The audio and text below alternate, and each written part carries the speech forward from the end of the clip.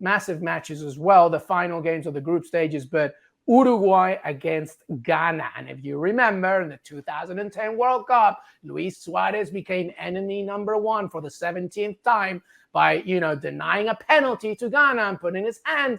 And obviously the penalty was missed and Uruguay went to the semis. He was obviously part of the press conference because why not? Let's create more chaos. And he was asked about, Ghanaian journalists were calling him that in Ghana, he's basically the devil. And Lucho Suarez doubled down, basically. He says, listen, I don't apologize about that. I did the handball, but the Ghana player missed the penalty, not me. Suarez said to a news conference in Doha today, I could apologize if I injured a player with a tackle and got a red card. But in this situation, I take a red card and the referee says penalty. It's not my fault. I didn't miss the pen. The player who missed the penalty said he would do the same as I did in that situation anyway. It's not my responsibility in this situation. I have my own thoughts about this. Shaka and Gab, after you. Shaka, what do you think, Luis Suarez, the comments, etc.? Listen, I understand both sides of the argument. I understand why Ghanaians would be as upset with Luis Suarez as they are. I understand why football purists would be as upset with Luis Suarez as they are and have shown to be. But I also recognize that if you're Uruguayan, you think that's the only play that Luis Suarez could have made. And to that point, I don't ever think that that's something that players think about. Nobody thinks about, well, if right to the death, we're leading by one and I'm on the goal line, I'm going to handle, I'm going to make sure I get myself in position and handle it. Oftentimes, those things are simply reflex actions. And you see that every day in the game. Somebody on the line, the ball's going in, they throw themselves at it, they can't quite get there, so they throw an arm out at it.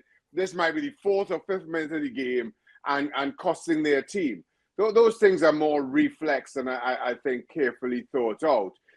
So again, even for the football purist, you have to give Luis Suarez the benefit of the doubt. As I said, if this were Trinidad and Tobago at the World Cup and Dwight York was on the line and a ball was going in, and if he handled it, it meant Trinidad and Tobago going through to the semi-finals. I'd be buying Dwight York drinks for the rest of his life if he took a red card. 100%, my friend. Gab Marcotti, final thoughts on this? Yeah, not even an argument here. I subscribe to everything that Shaka said. If you want to have Luis Suarez as a hate figure, I don't know. Maybe what about the fact that he bit an opponent on 3 different occasions?